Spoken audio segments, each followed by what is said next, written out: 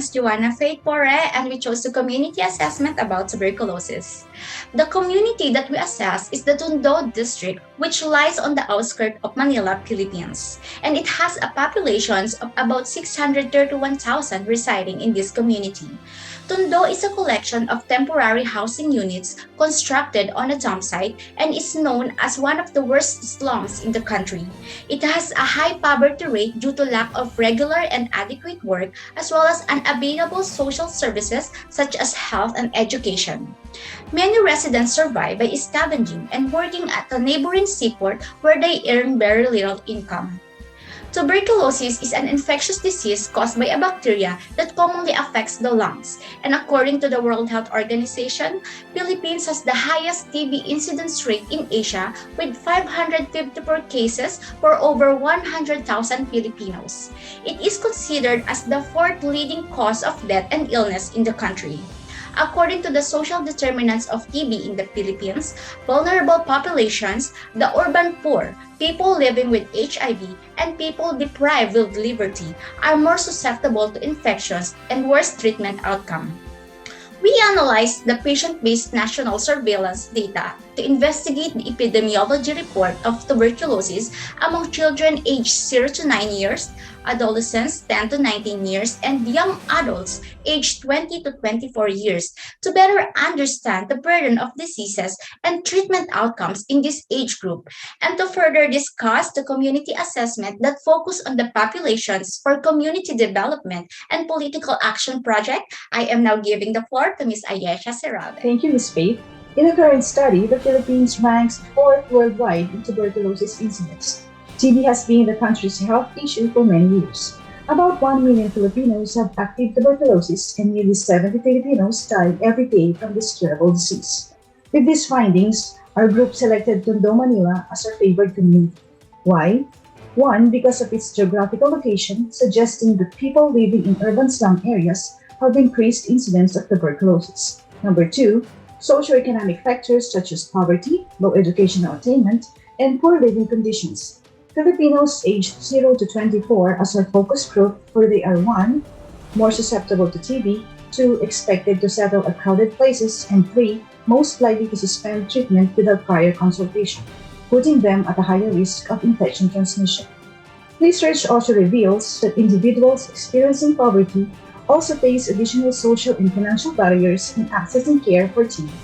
With resources to tackle TB already stretched, and finding and caring for them just hasn't been the government's priority, this marginalized sector gets our utmost interest and has been identified as needing health services reassurance.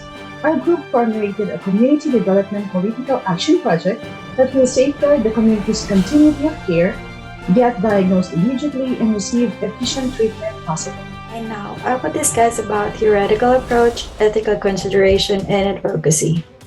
In our framework, we use Dorothea Orum's theory of self-care and self-care deficit, which focuses on the ability of a person to do self-care. It must be learned and consciously practiced to attain human function and well-being. Another theory is the cultural approach, which addresses the significant ethnic and racial gaps in health status and health outcomes. These to improve programs to eradicate this global health concern. As a nurse advocate, it is our moral responsibility to protect the interest of the public by providing appropriate information to access healthcare programs. Tuberculosis management programs in collaboration with public policies will allow the person to know which health service to access and receive. And now when it comes to challenges to implementation, such as the danger of adverse medication responses, according to the World Health Organization, understanding these barriers would aid in making an educated decision. Intervention and management risk of the program should be discussed through informed consent. Counseling may be required to ensure the active participation so as not to compromise human rights safety. Thank you. According to the Department of Health Philippines, the National TB Control Program aims to reduce the mortality and incidence of tuberculosis in the country, and to sustain the advocacies of universal access to the TB prevention, diagnostics, treatment, provide patient responsive health services and reduce the catastrophic cost to the patient. The program also facilitates the development of policies and standards for TB eliminations in the country. And to prevent this catastrophic cost that causes burden to the most marginalized patient is to provide an equitable distribution for free TB drugs, laboratory supplies, technical assistance, and materials support to the government units, and also to provide some of the PhilHealth benefit packages to the TB dots outpatient consult packages like chest x-ray, thyroid speed and smear microscopic testing, and the Gene Expert MTB Rift assay. There are also some local advocacy partners in the national government to support the national TB program like the Philippine Information Agency, the Department of Education, the Department of Labor and Employment, local and youth and non-government organizations. We have also the Samahang Lusig Baga and the Philippine Coalition Against Tuberculosis, and together with the international partnership of the USAID, World Health Organization, and the Global Fund. And to add some more information, now we have Mr. Kavert Villa. For political actions and approaches, the Philippine Department of Health and the World Health Organization jointly call for an all-out war against tuberculosis. For the Philippines to reach its TB targets, the country needs to implement and aggressive and sustained public health campaigns. There should be a strong commitment and actions not only for the health sector but also for other government agencies such as the local government agencies, the communities, and the private sector. The DOH is committed to implement the three strategies. The first one is high-level commitment. It aims to address the social determinants of tuberculosis to prevent catastrophic costs of patients and their families due to loss of income during their sickness. It will involve the participation of Department of Social Welfare and Development. Second is massive screening, testing, and treatment, which aims to provide faster and better access to the latest technologies in order to screen, to test, and to treat people. This will be accomplished through the proper budget allocation required by the Philippine Strategic Elimination Plan to deploy adequate resources of health workers in the community.